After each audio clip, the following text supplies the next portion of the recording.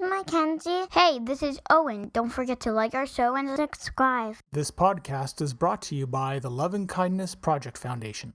What is one thing that you could do to think, speak, or act kindly today? Go to loveandkindnessproject.org to learn more. Before we begin this podcast, if you or someone you know is in crisis or needs emotional support, there are tools that can help. So get yourself a pen and paper or open a note-taking app on your phone or computer. Feel free to pause this episode while you get yourself ready. The episode starts at 1 minute and 6 seconds. You can call Talk Suicide Canada at 1-833-456-4566. You can text 45645, which is coming in the fall of 2023. In Canada, you can also call 988, the Kids Help Phone at 1-800-668-6868. The Trans Lifeline in Canada is 1-877-330-6366. And in the United States, 1-877-565-8860, or call 911. You are not alone, and you do not have to be alone. I would like to honor and recognize the traditional and unceded territories of the Katzie, Kwantlen, and Semiahmoo nations on whose territory I live, work, and play.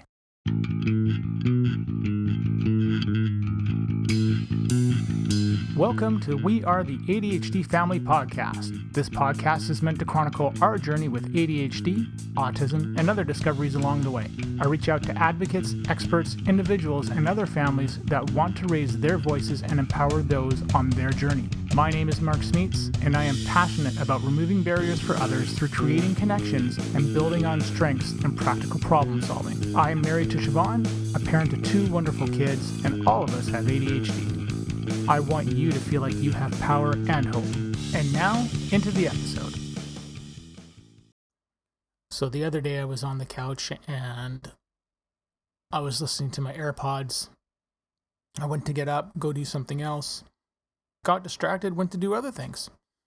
I was about to go to bed and I realized, I should listen to such and such video, and I went to look for my AirPods. Couldn't find them. So as I began to look for the AirPods, I looked in the usual places like the fridge, the freezer, pants, the car, the kids' room.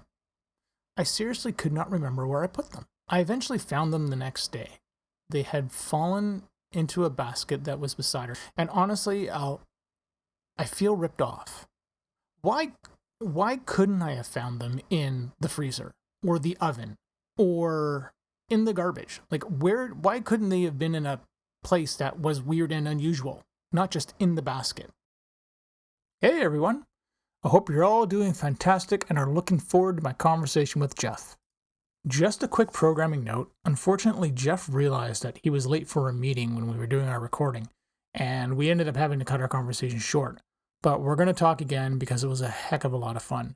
It's not often that you hear 2 guys, talking about what scares them and, where we feel vulnerable. The entire conversation is going to be available if you're a subscriber. I do want to quickly note that this is going to be my first content warning. Both our kids' journeys into the world wasn't easy. And if you want to skip over that section, just go to 13 minutes or so, and you'll have missed that part. My guest today is Jeff Borschowa, and Jeff and I met through a health podcast collective, and you've heard him on the previous episode that we were doing for our show. And I thought I'd just give a little brief overview of just kind of what's going on here. So Jeff knows, and the audience sort of knows. We had some thunderstorms roll through last night, and there's a possibility that they may appear again today. So if all of a sudden I jump and I'm like, you're going to know why, because I'm not expecting thunder and the blinds behind me are closed. And also, Jeff introduced me to another, I'm just going to say, mutual friend / acquaintance, which was Stephanie Escoto. And we just recorded a podcast episode together, and that went super awesome. And that whole episode is centered all around creativity. And that was a heck of a lot of fun. So I was excited by it. And it's been fun to get to know Jeff. And I didn't realize how similar our journeys was. So the whole point of our episode today is to talk about really just have a conversation as two parents, two dads, and just sort of comparing our journeys and seeing where things are different. And wherever this goes, this goes. So, Jeff, welcome to the show. Awesome. Well, Mark, thank you for having me, and I look forward to seeing. I know full well it's never going to go the direction we plan on, but I think we'll find the journey is fun, anyways. Oh, definitely. So I think it'd be good to just establish the beginnings of everything. So for you, now I know you have two kids, if I can remember correctly, um, and our kids are both similar in ages. But when things started, like I want to go back just to the beginning before they were born or as they were born. Did was any of this on your radar as far as any of it goes? Absolutely not. And I think it's interesting because as my boys grow, I start to see more and more of me in them, and I guess honestly, I knew I was different. I just didn't know, I've never been formally diagnosed in terms of, I haven't sat down and completed diagnostics, but, I knew that I was different from other people. It honestly, we were just hoping for a, healthy baby, and, we wanted to get through the pregnancy, and, I guess we'll meet this little person when we meet them. um, it wasn't probably until our oldest was 4 or 5 that I started to realize, these odd characteristics I had were also in him as well. Mm, that's interesting. Was I'm curious because I know for our journey for the kids being born, the was your how do I'm trying to come up with a good way to phrase this. Was from the point up until birth, was that a smooth process or did you guys have challenges too, I guess? Um, our first son, his pregnancy was completely uneventful right up until the moment of his birth. He had a fetal stroke and he was stillborn, Oh, so wow. he created a lot of drama right at the end, and I think it was just sort of, he's fine, he's very well adapted, and things like that. um, I think he saved it all, scared the hell out of us for a week, and then since then he's 14 now, and he's healthy and happy, and um, he's very, very resilient. He hasn't been sick a day in his life almost since birth, but Wow.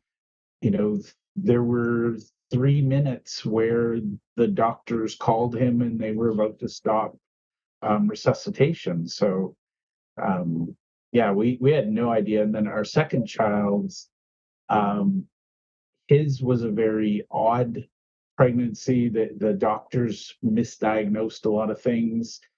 They actually wanted us to terminate the pregnancy, and we decided that we couldn't and wouldn't. It was just there's a whole bunch of different things, and the irony is a lot of the testing could only be done after the fact, after Mhm. the point of no return.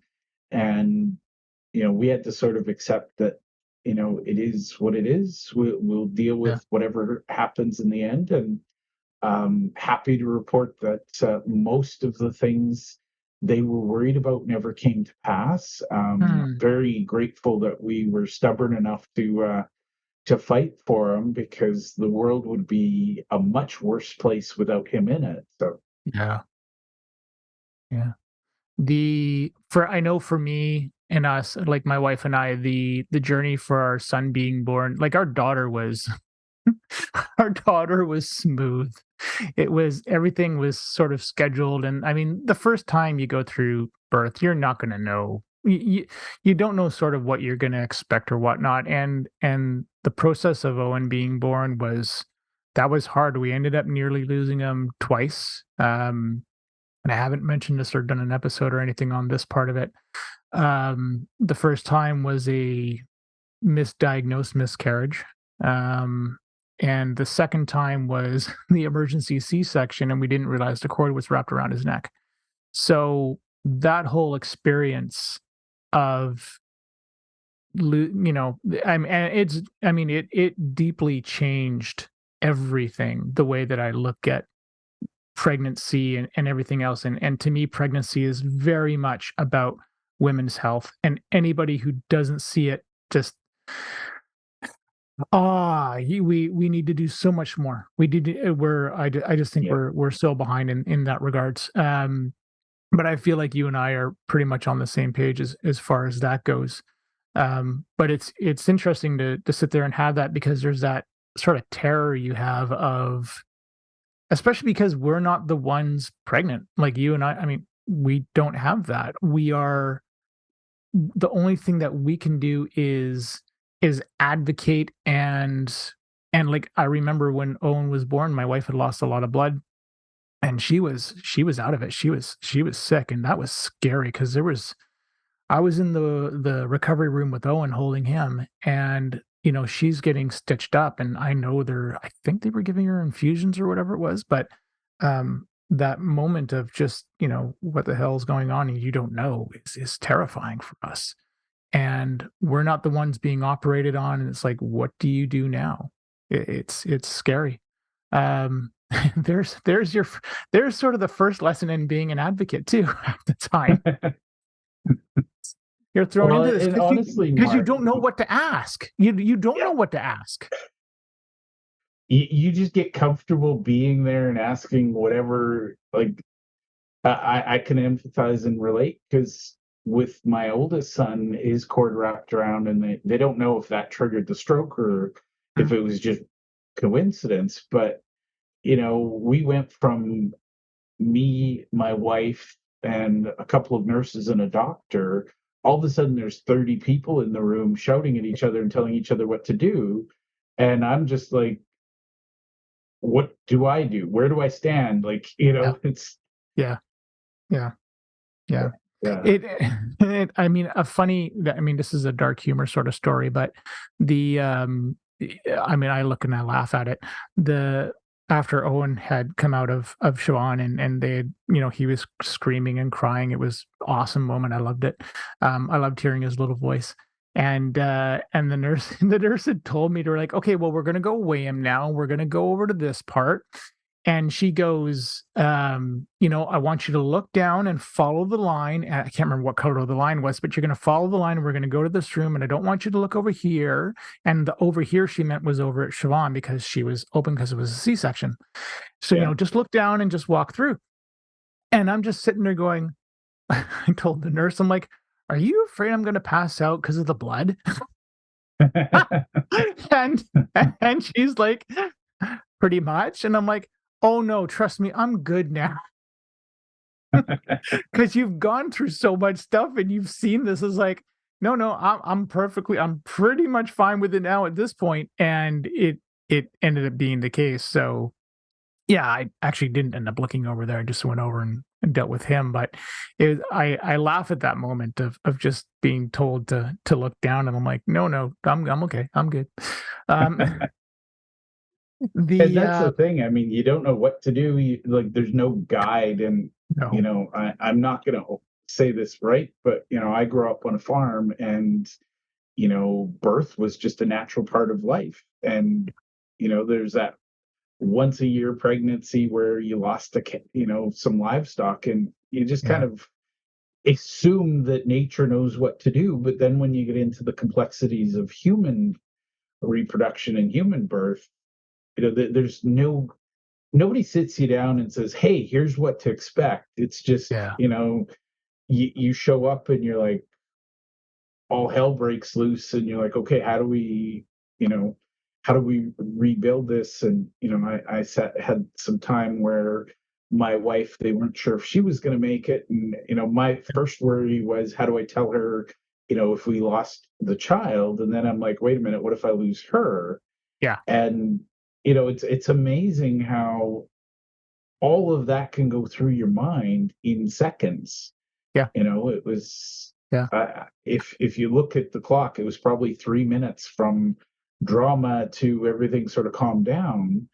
Yeah. But you had a lot of time to think in those 3 minutes. So Here is a 20-second kindness break. Here's a tip for thinking kindly. Reframe your thought process that kindness is hard work. It's not. It's just a different kind of work. Check out loveandkindnessproject.org and find other ways to carry out kind acts or start a kindness project of your own. Jumping a little bit ahead, well, somewhat ahead, when you were noticing in the kids the differences, like, you know, your, like, seeing your traits and characteristics come through in them, what was your path? Did you guys go for a private diagnosis? Like, not even the private public diagnosis route, but what was your first stop to sit there and say, hey, you know, um, so and so person says this is what we should look for? Like, what was the first sort of step in that? it was probably, I'm going to credit my wife because I think, we figured it out together, but she Mhm. was the one to have the ideas, the thoughts, the comments, and honestly, she noticed things that were different that just seemed normal to me because that's who I was. Mhm. But really, it was just observing little things and putting the pieces together. And it never once occurred to me that my particular superpower is obsessive compulsive disorder. The big thing we learned was, never leave the house without snacks for the kids. Because cranky kids are easily Mhm. unregulated. Never leave the house without having, some plan for the kids' nap time. It just amazes us when we go out in public and, somebody's kid is melting down because they're clearly hungry, thirsty, or sleepy. We just tackled the obvious things right from the get-go. My wife is amazing at planning. So, we had go bags with, all kinds of snacks and things for the kids. We planned our life around their naps and if we needed to be somewhere, we made sure they got their naps in. But the biggest lesson for us was learning that the boys are more like me than we had anticipated. And by the way, it's kind of been a gift that I can translate the world for them. Mhm. But the biggest thing we realized is that our kids need structure and they need a plan.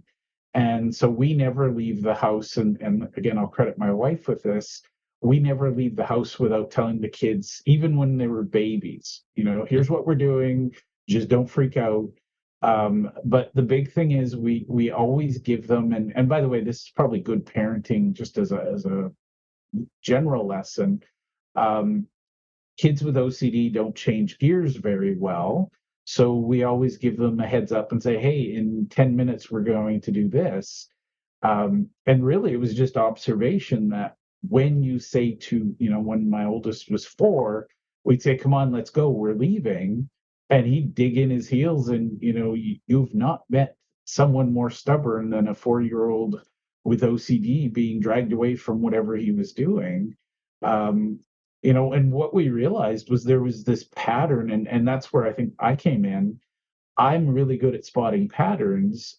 My wife was really good at spotting solutions. And we Mhm. just recognized that as long as we give them that heads up, hey, Mark, we're going to leave in 10 minutes, Yeah. um, magically, a lot of the difficulties went away. Hmm. So Funny. we never actually, and this is something now we're dealing with. We've never formally bothered with a diagnosis um, because with my kids, I can relate to most of the challenges they have.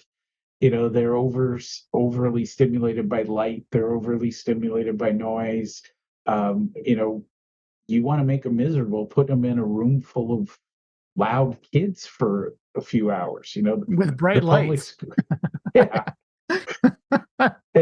And just for fun, every now and then ring a big loud bell. It's kind of what we realized was that elementary school was designed to drive my boys to that Yeah. point of triggering.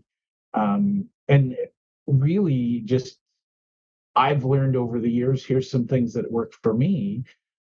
So we've had some really candid conversations, and I'll say, hey, here's what worked for me. Do you want to try it? And they say, well, I tried it and it didn't work, but I tried this and it did work. And the interesting thing is they're like me, but they are not exactly like me. So we've adapted different strategies for my oldest that work for him, different strategies. And, my youngest, we have two things that work well. He needs earplugs when he's at school just to down the noise. But the other thing is, once a month at least, he's got to have a day where he doesn't go to school. Mm. So we're just learning as we go. And, I think it's just, we're lucky enough that we can communicate well with the kids. I speak their language because, Yeah. whenever something triggers them, we give it a label. We call it something. My oldest has a thing with germs, and, as a family, when he says I've got the heebie-jeebies, we know to back off. So Yeah. it's just having labels. Yeah. And I mean the nice thing about having the labels and the names to call something, or at least to attempt to call something what it is that number one, you're calling it what it is, but you're also validating. And that is, I mean, those two things are, I think those two things are hugely powerful. And it's interesting because the question that came into my mind when you were talking, oh, don't do this to me, brain, was there's the ADHD. As soon as I open my mouth, there you go. Um, uh, Nope, I'm gonna come back to it. I know the question will come back, but it was cool. And it would have been a super interesting question, but I'll zero in on the other thought I had was the relationship between you and your wife, how you sort of had that pattern spotting side thing, she had the solution side down. When before the kids came along, is that how you guys were together, or did is this part, I know where I was going to go with this, and I'm going to write it down this time too. Oh, it just left, damn it. Anyways, sorry, but is that how you guys were before this, or is that something that happened as you went along? Parenting advice, that's what it was. Now I remember what the thought was. Every single time that I get asked, do you have any advice for a new parent or something like that? Typically I say no. like don't read the books. They're just wrong. Yeah. Yeah, I know we figure, like you said, figure things out as you go sort of thing, but there's no there love your kid. Like, love your kid, learn and let them be the path that is going to make you guys like a stronger bond more than anything else. Um, but that was the thing I was gonna bring up was about that one. When people offer that parenting advice and it drives me nuts. Or read this book or read What to Expect When You're Expecting. I'm like, I'm gonna use that as far. What are you kidding? Um, the So, like, were you and your wife's relationship, were you guys like this before the kids came along, or did this develop during that time? I'm going to give you a weird answer, and I'm going to say both. The short answer is my wife has always been the planner, and I've always been the guy who figures out what happens when the plan doesn't work. So I'm more the adapter, and we both have different strengths. But for the first couple of years, I'm going to be honest, if it was left up to me, I'd be out and the kid would be hungry and I'd be like, oh, what can we get at Walmart or something? I'm not that organized. I forget the diaper bag at home, and I've more than once had to go buy diapers while I was out because the baby needed to be changed. But the reality is, and back to your point about parenting advice, um, I don't give advice because all I could say is my kids are the most fascinating subject on the planet to me. And so I've spent all this time studying them. And, we joked when our first was born and when our second was born that, they didn't read the books, so they didn't know how they're supposed to behave. So why would we read the There's a book? book. Exactly.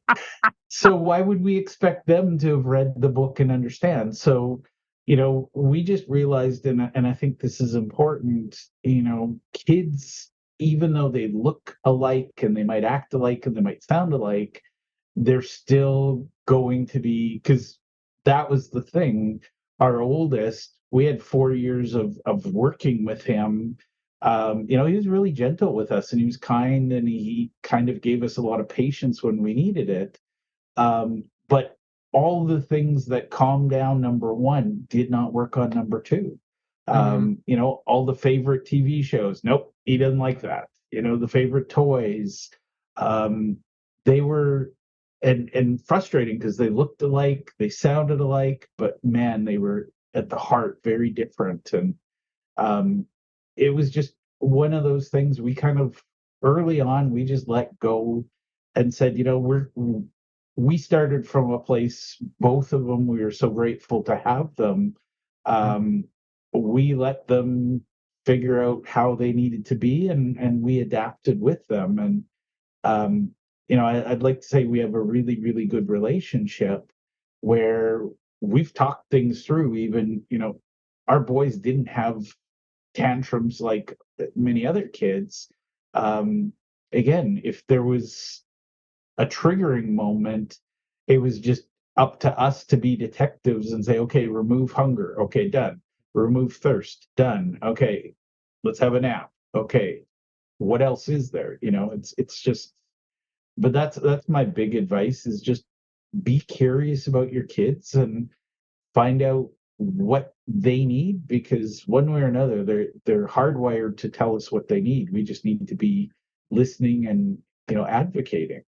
Well, yeah, and I mean that's the sort of the downside of the behavior, right? Or behaviorism in general, and that is we miss the cues of what are all the little things that add up to that moment of whether it's extreme anger, happiness, sadness, whatever. What are all those things that are going on? And I mean, you say the same thing that I do. Is I always give credit to my wife because she was the one that picked up on so much of this stuff, and I was just, and I remember the moments where she's like, "You should try this, honey," and and she does, and I laugh because she doesn't remember, and I'm like, "No, I mean, it made an impression to say the least." So she tends to always I tend to always sort of give her the credit because it's darn well due, and I just know for us, it was it was interesting because I think the way that it, like after the hospital and everything happened that did, I thought, okay, that's the worst of it. Our son's born, and we're going to start life and figure things out. And Yeah. well, no, then other things started to happen. You don't realize that things are connected not until later. And Yeah. so I know I have said this before, especially on the podcast, but I'm forever grateful to our speech pathologist who we were seeing at the time when Owen was 4, and it was just like she spotted all these things and that was the answer right there. It's like, oh, and that started the more research side of things. And there was never so much a case of denial for us, but it's more like this is explaining what we're going through. This is what it is. But I have I really appreciate the way that the way that my wife would talk to me and we would work through things together because I wasn't like I remember I showed you the fishbone diagram that I came up Yeah. with, which is probably a explanation I'll put at the start of the podcast to tell people what it is. But I wasn't making that problem solving tool connection to parenting until I took that class, right? Owen would have been 2.5, 3, or something like that. Yeah. Because that wasn't until 2016, 2017, and that's when I started to connect those dots. It's like, oh, this could be really useful here. But that's where the solution part of me really kicked in. And as soon as Siobhan would say something, then my mind began to fracture off into the myriad of possibilities it could be. And then you just start working through it. The hard part was that she just can't keep up with my brain. Yeah. And that is where a lot of what I do, a lot of the talking and stuff, it's like, okay, you need to slow down and take a minute. And yeah, I think it was a cool process that way, because you begin to realize that you're helping your kid in the way that is natural sort of to you, and you're exploring that curiosity comes through as it's natural to you, just like you guys did. We did a very similar thing. It sounds like it doesn't sound that different, honestly. One thing I want to point out for those who haven't watched our other conversations is, you and I both had skill sets in our job that we were really good at. And Yeah. I'm a coach. So one of the things I'm looking for is, behavior reaction. I'm always looking and reading people. And it was just one day I was like, I had this hat that, here's Jeff the dad. And then, okay, here's Jeff the coach. And one day I had this moment of, what if I was just Jeff? And Mm. I started coaching my kids, and I started applying the lessons I've learned from my kids into my coaching. Um, I'm a better human being. And I can say, as an entrepreneur, I became much, much better once I realized that, I have skills that apply to all areas of my life. And, so I teach my kids things. We have conversations. I'm passionate about training, so I'm always spending time. And it was just the aha moment. I'd spend this time training a client. Why wouldn't I spend the same time training my kid? Yeah. And I'm a systems guy in my job and in my business. So why wouldn't I bring systems into the house and teach my kids these systems? Yeah. Yeah. And I mean, you can use those systems to sit there and guide certain things that are going on. Um, I laugh because when you're talking about that, I had a flashback to all the sticky notes I had on my wall of doing a process map of trying to get out, how do we get Owen to bed? Exactly. And It's if really that's funny. what helps you, go with it, right? Yeah, yeah. No, and I think that's the other thing too. It's like, I mean, we talk about, not wanting to give parenting advice, but honest to God, it's just more, it's not even parenting advice. It's more like self-advice of, if you've got a way of figuring something out, go with it. Yeah. Don't feel ashamed or weird or compare yourself to somebody else. None of us have got this figured out. Yeah. Like none of us do. Um The funny thing, Mark, is I don't solve anything in my professional life without a whiteboard. And somehow I tried to parent without my whiteboard. And I'm like, what the hell's wrong with you, Jeff? Like, sorry for anybody who's offended for language, but the moment was, if this is how I solve problems, and by the way, my wife doesn't use a whiteboard. She thinks that's strange.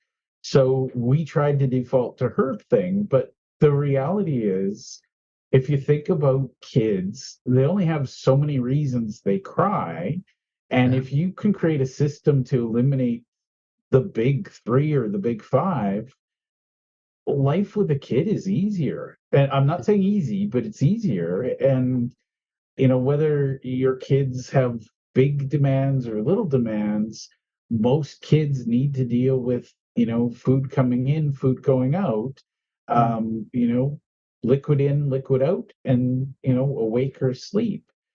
If you solve the big ones once and standardize it, yeah. um, we had a bedtime ritual, we had a bath time ritual. Like, rituals were important to our kids, and we only figured it out by observing them and test and measure. So Well, and I think the ritual thing is interesting because, people would tell us, all the advice that we got was like, oh, why don't you give him a bath with this calming stuff beforehand? And I'm like, it doesn't work. Yeah. The He didn't ritual read the of memo. no, he doesn't. He didn't read the memo, and it's like when we got advice like that, that's when we're just like we were getting sick of it, and Yeah. because it's just everywhere. Um, so then here's okay. So did you ever feel how do I want to say, did you ever feel left out? But I don't mean left out in terms of the relationship between you and your wife. But what I mean is when, like, feeling left out in terms of the process of people always giving your wife advice, people always looking at, your child, like you're sort of kind of left to the side almost. I would Did say that a ever lot. a lot? And I'm going to be honest, I don't really bother and worry too much about other people's feelings. If I need to be part of a conversation, um, my wife and I have had this agreement since the day we met. I'm broad shouldered. I can take a lot of weight. I can, hold a conversation. I let her do what she needs to do, but whenever she needs me in a conversation, my job is to make the space for us both to be there. Mm, Lots of people, and this I did find fascinating. It's kind of like they'd separate her from the herd so they could give her that, quiet advice, and I'd be the one to pull her back into the room and say, "What the hell are you talking about?" yeah. So, it's my wife is not shy by any stretch, but there were times when she people would should upon her, they'd should all over her, and I'd just step in and say, you might want to consider stepping back because Yeah. you Yeah. know Mama Bear needs her space, and you're about to trigger something, so back up.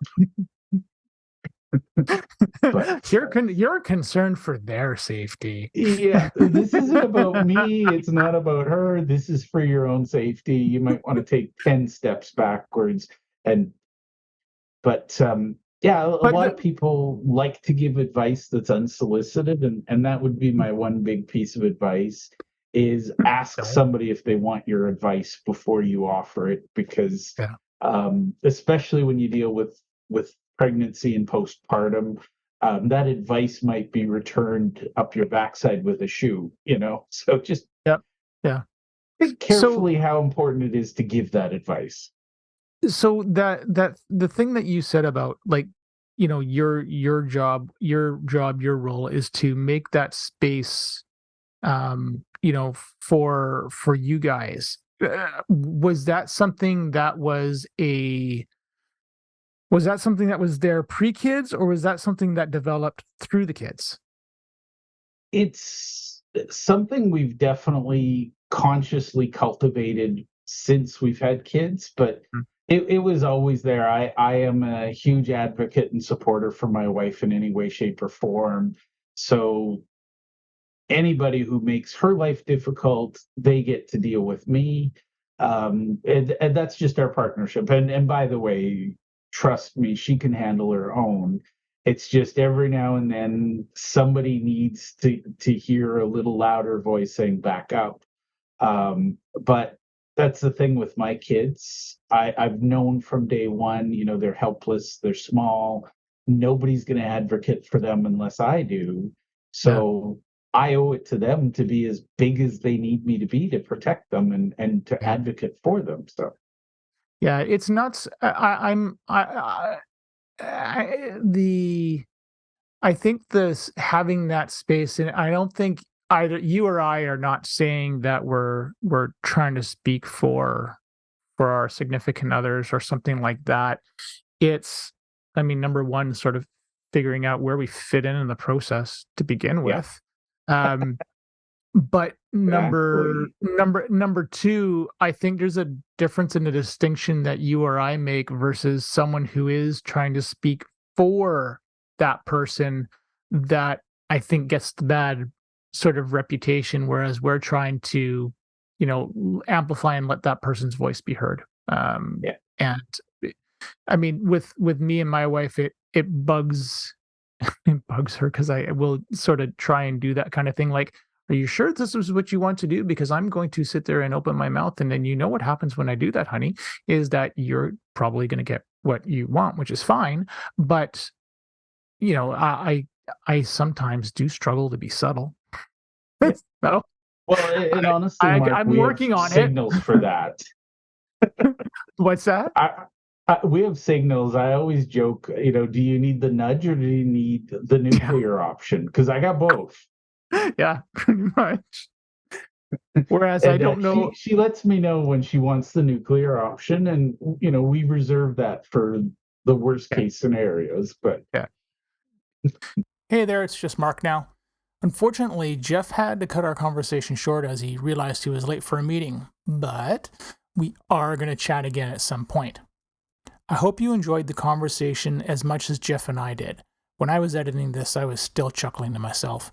But this was a great parenting conversation, and it's fun to dig into other people's origins to see how it aligns with your own. So wherever you are, be safe, be awesome, keep on being you, and remember, you are enough. And just so you know, there's a little extra conversation that you can listen to if you're a subscriber, and it ends with a really funny story about the moment that Jeff and I both realized that we've arrived as parents. Thank you for listening to our show. If you're hearing this message, you've reached the end of the episode, and for that, I want to say thank you. I hope you have enjoyed what you've heard and are walking away with newfound knowledge. We are the ADHD family. See you soon for a new episode. I have 3 things to ask of you.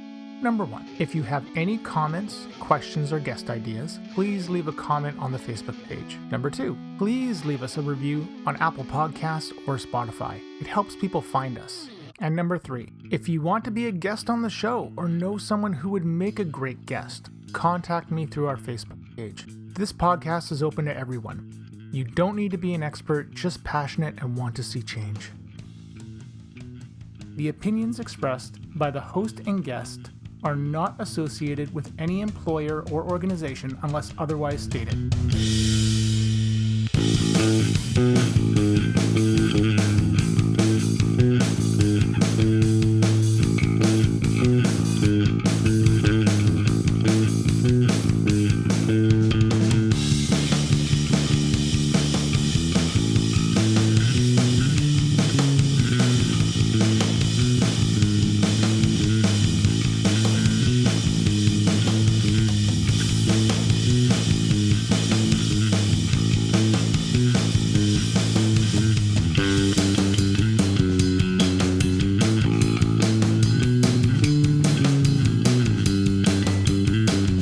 Any medical information on this site and podcast is provided as an information resource only and is not to be used or relied on for any diagnostic or treatment purposes.